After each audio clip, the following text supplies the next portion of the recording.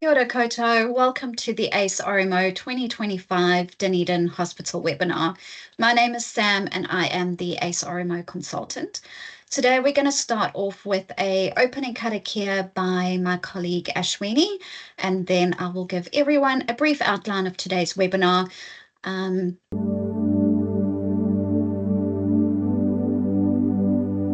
Thank you, Sam. Let's pray, everyone.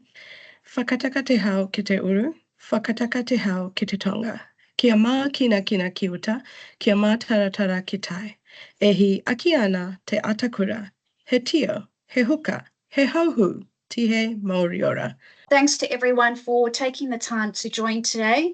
We will move on to the panelist introduction shortly, but just to give you a brief outline of what you can expect and enjoy today, we will have a great presentation that's been put together for you all, and that will be presented by our panelists, and our RMO representatives will also be here to tell you a little bit more about their experience working at the hospital. So towards the end of the webinar, there will be a live Q&A session, and then finally we will close off with a closing karakia.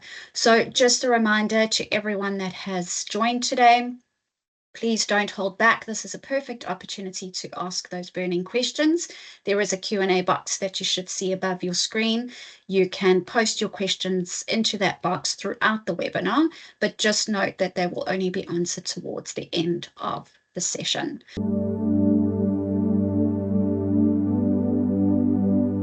Kia ora, my name is Catherine Forward. I am a haematologist and palliative medicine physician based here in the Southern District in Dunedin, and I'm the medical director of pre-vocational training. Hey, my name's Simon. I'm a PGY1 doctor this year in Dunedin, currently on an older person's health run, which is really good. Hi everybody, I'm Marlene Griffin. I'm the team leader for the RMO unit here at Dunedin Hospital.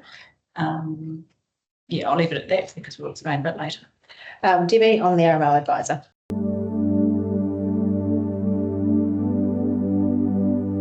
So we're going to talk about pre-vocational training for 2026 in Dunedin. You won't quite get the new hospital in 2026, but the new building is coming soon.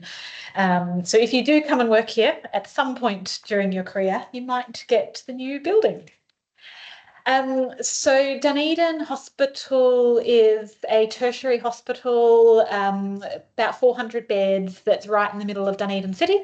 And as most of you will be aware, there is a new hospital being built, which the outpatient area will be open in a year or two, and the inpatient at some point in the future. In the hospital, whether it's the old or the new, it is a very good hospital for training because you get a very wide range of things. And we also have quite strong links with the university. A lot of you probably go to Otago, so that also helps around collaborating, and particularly if people have research or teaching interests. A lot of you watching this will probably already be in Dunedin and so know why it's a great place to live. But if you don't, it is an amazing place to live. You have beaches, tramping, all kinds of things, culture. So it doesn't really matter what you're interested in. We have lots of things to offer here. And the students bring some vibrancy to the city as well, which is amazing. Although it is lovely in the summer holidays as well, when you get a little bit of quiet, but it's a great place to live. When we go to the next slide and look at what you have in terms of what pre-vocational training looks like at Dunedin Hospital.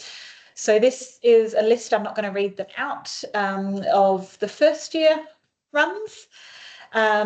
So generally most first year house officers will do medicine, surgery, and then a mix of something else. So people will often do 2 surgery or 2 medicine. There might be some psychiatry.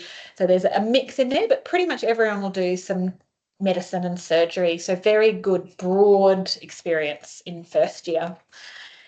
When we go to the second year runs, that's where we start to have more variety and more access to the subspecialties. And we have quite a lot of subspecialty runs. So this includes those sort of more specialised runs like O&G, paediatrics, the emergency, the medical subspecialties, surgical subspecialties, and second year is when we also have leave reliever runs, and we also have community-based attachments. So we're quite proud of the fact that we, pending unexpected changes, have enough community-based attachments for all of our house officers. So you can expect in Dunedin to get a community-based attachment. And generally most people will do that in their second year, occasionally someone at the end of first year. But that opportunity is there for all house officers, essentially. I'm going to hand over to Debbie now, who's going to talk about the roster. All right, so our roster for the house officers is a Schedule 10 roster. What that pretty much means is you do a 1 long day in 7, 1 weekend in 3. There are some variances depending on whether you're on a surgical or medical team. Normal standard 8 o'clock start, 4:30 finish, but there's always flexibility in between that. No nights for your first 6 months. Rosters are done quarterly. Yeah, I think you'll be able to fill everyone else in on what it's like to work those rosters, but generally pretty well flexible. We have multiple leave relievers, which allow for plenty of opportunities for leave. Yeah, so we'll move on to the next one. Teaching. So the teaching program at Dunedin, so we run district-wide teaching, so that includes Otago as well as Southland. So we have the formal dedicated teaching on a Wednesday and Thursday, but then we also have grand rounds. So essentially there's 3 teaching opportunities throughout the week, and it's expected that house officers will attend 2 of those each week. So there's a bit of flexibility in that program to allow for scheduling workload, things like that. In the formal teaching, we try and cover those sort of educational general topics that you're not going to learn on your day-to-day basis in a run. But we, realistically, a lot of the teaching is going to be that informal teaching on your placements. Depending on placements, there's lots of other teaching opportunities, multidisciplinary meetings, journal clubs, all of those kind of things, which vary from run to run. But in general, there's ample opportunities to get either formal or informal teaching. One of the things we're thinking about when allocating and considering where you're going to work is if you might already have an idea of what vocational training you might want to do. As mentioned before, PGY1 is very much aimed to have a broad year, and then PGY2 and above has more access to the subspecialties. So in the hospital, we've got a very broad number of vocational registrar training positions. So thinking that step ahead, ICU is not listed on there as well. So there's lots of opportunities across most disciplines of medicine if you come here as a house officer and like it and then want to go on to training. There's not really many of the major training programs where you can't be a registrar here, including, psychiatry, all of those kind of things. So Simon's going to tell us a little bit about what it's like being a house officer here. So I'm in my first year. The run I started on was orthopedics, and now I've gone on to OPH, which are vastly sort of different runs. Generally, in the morning, it's pretty expected that you get here on time, in terms of you're not expected to be here super early. I do like to come a little bit earlier. I try and get to the hospital around sort of 7:30 to make sure I've got lists printed for people, gone over what jobs are there for the day. The team normally sort of all gathers around 8 o'clock and ward round happens. Before ward round, normally have like a sort of handover meeting about what's happened overnight and any admits and things like that. Then you go on the round. After you've finished rounding all your patients, it's then time to sort of get all the jobs done in terms of patient reviews, any investigations that need to be ordered, admits and discharges. In there is lunchtime, which is always pretty nice as a house officer. You get all your food paid for at the hospital, which is super nice. And definitely at Dunedin, there's a big range of food on offer at the CAF, so you can always have hot or cold things. I don't see anyone sort of complaining about a lack of options there. Oftentimes people take their lunch and go to the teachings, which, as Catherine was talking about, there's quite a lot of teaching. There's those every Tuesday, Wednesday, Thursday, there's those hours where you can go. Like I say, a lot of people will eat lunch there. They're pretty targeted at high yield things that you're sort of encountering in the wards. I've found them super helpful. It's people who, you're getting a teaching from people who have been in your shoes before, and so they realise what you're needing to know and super open to questions that we have. Normally, it's pretty good around finish time, I've found, especially on OPH. Was a bit of a less busy run than orthopedics. I've found that professional sort of support, everyone's making sure that you're leaving on time, making sure that you've got support to complete the tasks you've done and can be leaving at a reasonable hour. I don't think it's a secret that PGY1 is a difficult year. It's a steep learning curve, and at the start you complete tasks quite slowly, and so sometimes you are leaving a bit late. But over time, like I'd noticed it in myself, that you're getting through the workload much quicker and being more able to leave on time. And yeah, the hospital staff around you are super supportive of trying to get you away as well.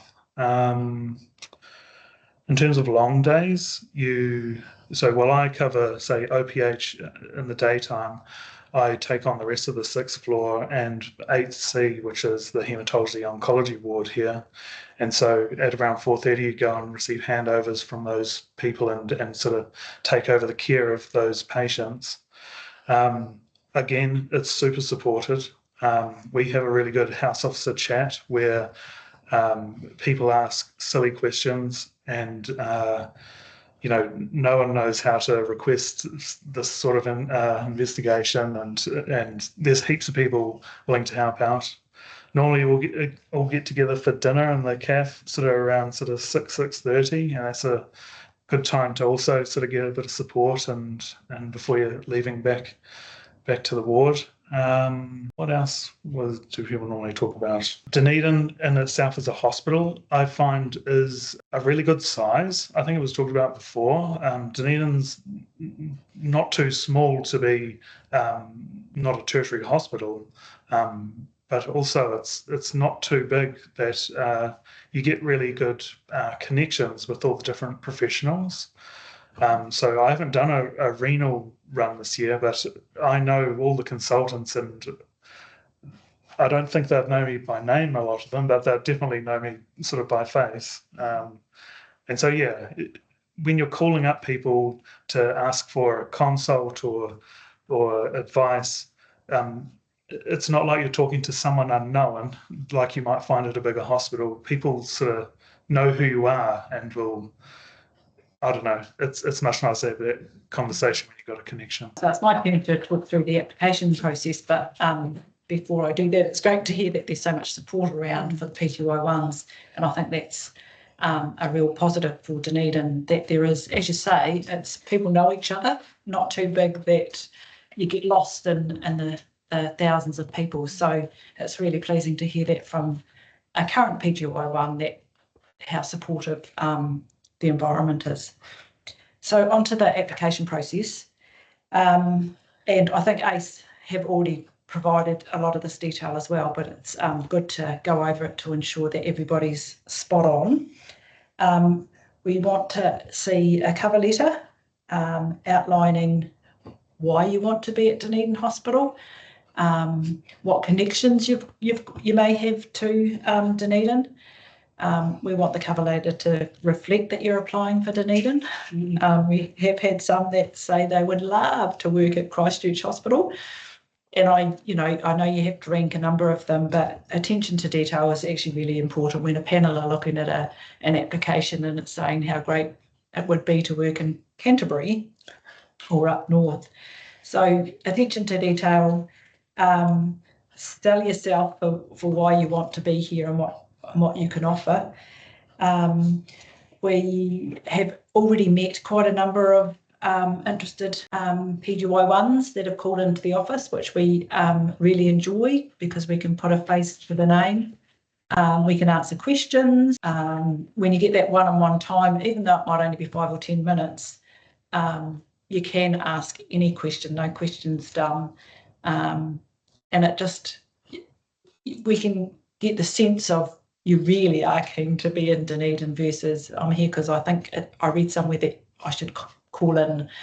So that's really great to see people calling in, and we've had a really high number of people that have popped in already. And for those that it isn't so easy to pop in, we've had email correspondence and it usually says that I'm not able to pop in, but a couple of asked for Zoom meetings to be held so that we can meet. So that's really good. We also encourage people to contact one of the pre-vocational educational supervisors, or Catherine is the medical director. And I know a lot of them have, because when they come, you reel them off and go, oh, yeah, I've seen that one. So that's great. References that you're required to submit 3, and we prefer a variety of service areas, however, not compulsory, and they should be current or recent. The number of positions that we're looking to recruit to, it was 26, but as of yesterday, it's 28. Yeah. So certainly growing those numbers. Which is actually really positive, because there's a couple of busier runs which are going to get the benefit of those extra 2 positions. So that's a really big positive. That's been a big piece of work for a while. So we were super excited to hear that yesterday. And then just on to the last slide there. So we all love working here. We think it's a great place to start careers or continue careers. So if you're thinking about coming here, do reach out to us. We want to have colleagues who want to be here, who are keen to work here. So that's really the key thing that we're looking for. And so make contact with myself, with Debbie or Marlene, so that we can make note of why you're interested in being here, and can't underestimate how important it is what Marlene says. And that's not even just if you're applying for Dunedin, but wherever you apply around the country, do check that your cover letter is addressed to the right hospital. And anything in the letter is related to the right hospital, not just for us. Great, thank you so much. That was really informative. There is a link for me to just reflect some photos, so I'm just going to open up that link now.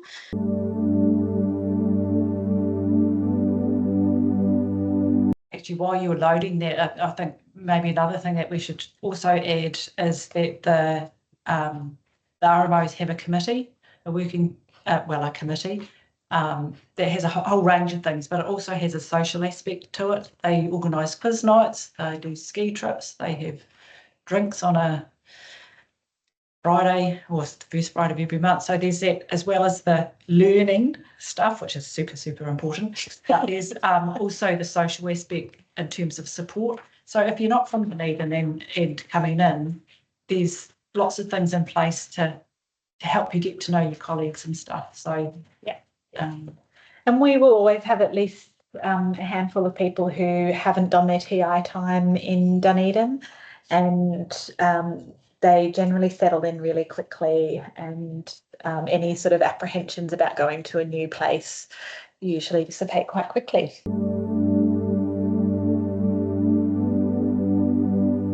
When would be a good time to pop by and introduce themselves?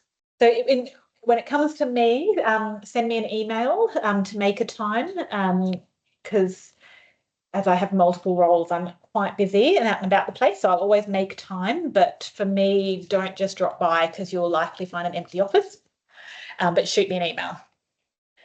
So my hours are sort of 7 till 3, but we run an open door policy, so just pretty much pop in whenever. Marlene's in the office until 4:30. And then just to follow on from that, the employer information and contact details are available on the ACE RMO website. So if you just head over to the employer information section and then click on Dunedin, all the information you will be able to find there to be able to get in touch with them. Lovely. We got a thanks for the webinar and the information, which is great. We've got another question. Just going to stop sharing for them. We can move into the Q&A session properly.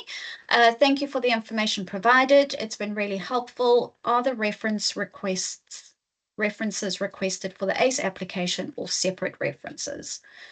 Just the ACE references, yeah. So same as that normal policy. So you'll put through who your referees are, and then they'll get the email to complete that referee report online. My general advice to everybody is always just ask the referee if they're happy. If they're hesitant, perhaps ask somebody else. It's always a good piece of advice.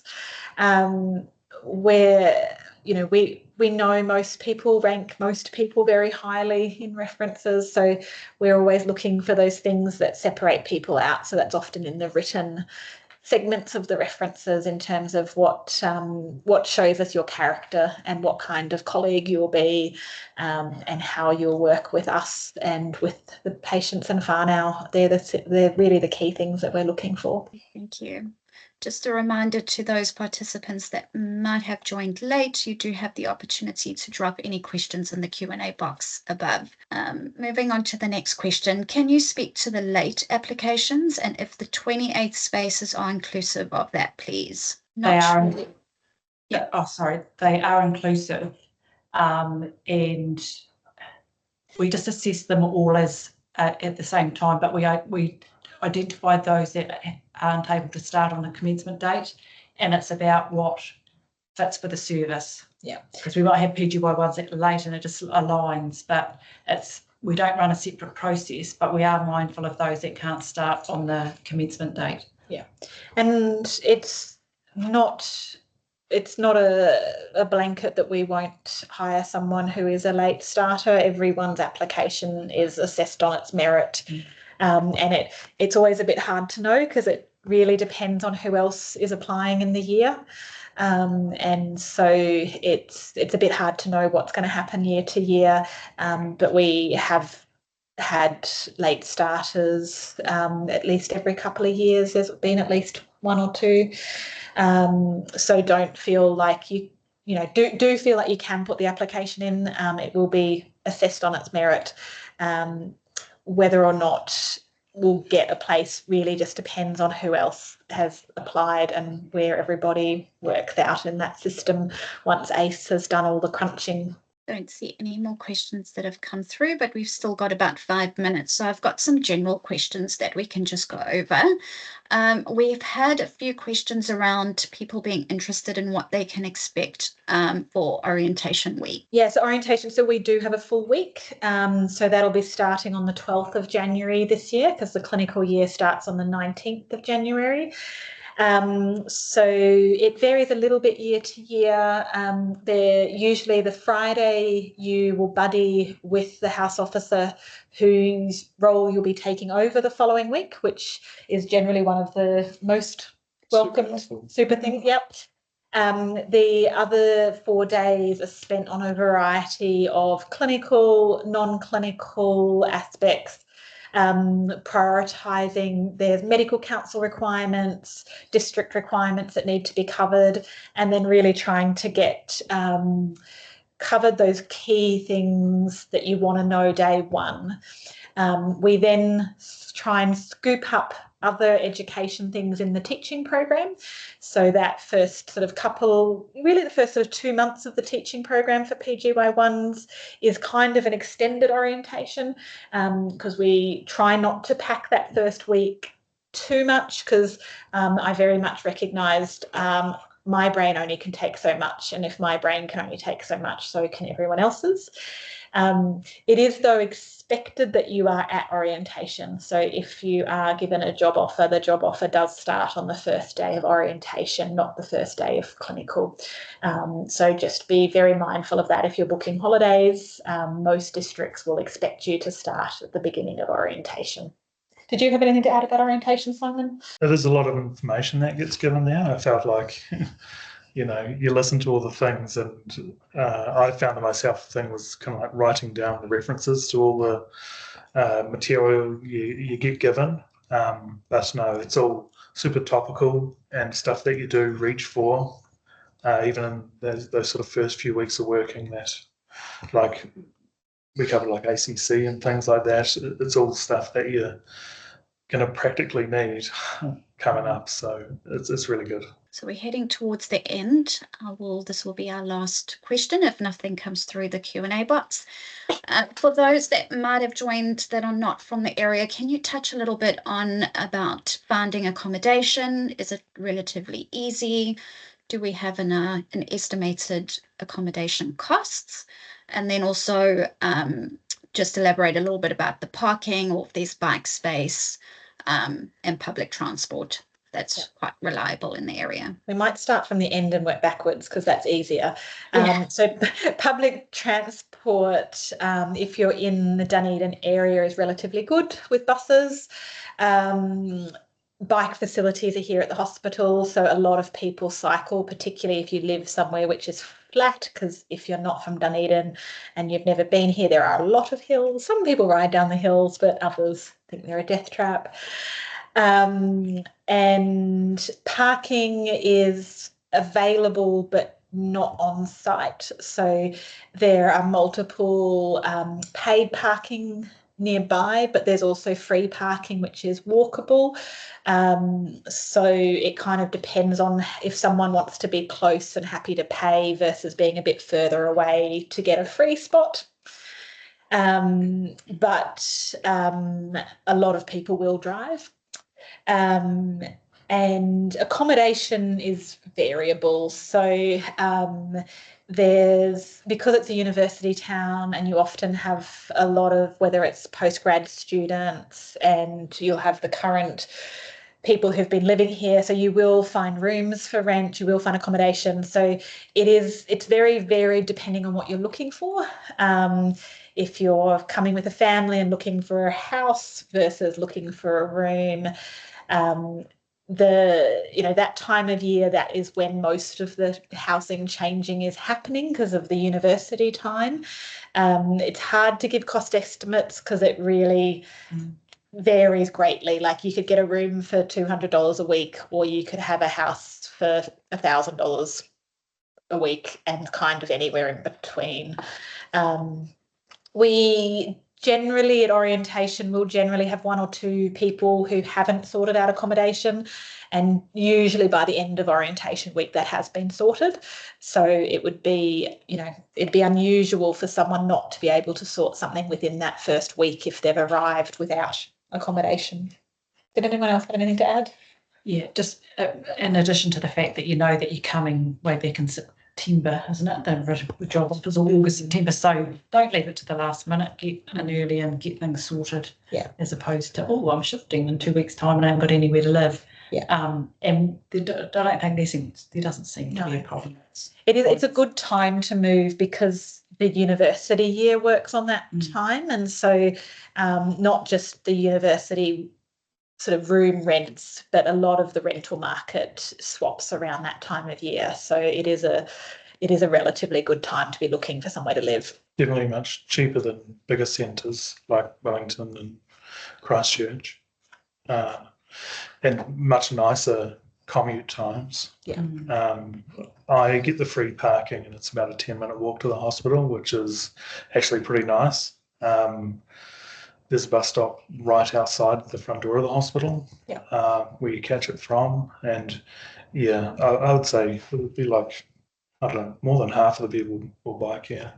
Yeah, quite a lot of people bike, particularly in the warmer months. Great, thank you. So on that note, if any of our participants might have a question they think of after the webinar and they thought I should have asked that, please do get in touch with the RMO unit directly. As I mentioned, you can hop over to the ACE RMO website. All the employer details are available there.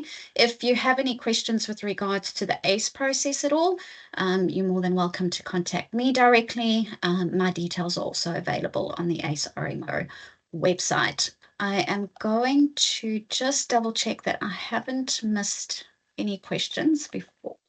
Also wanted to just make mention of the fact that you can share with your colleagues and friends if they weren't able to join today's webinar. This will be uploaded to our ACE RMO YouTube channel, so you can share that and they can go back and review it.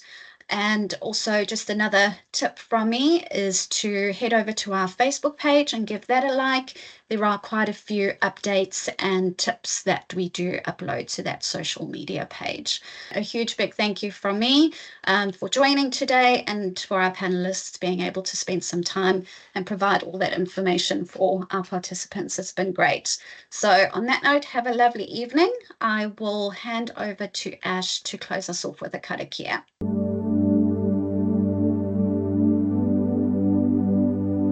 Thank you, Sam. That was an excellent webinar. I was listening into it and I enjoyed it myself. Let's pray.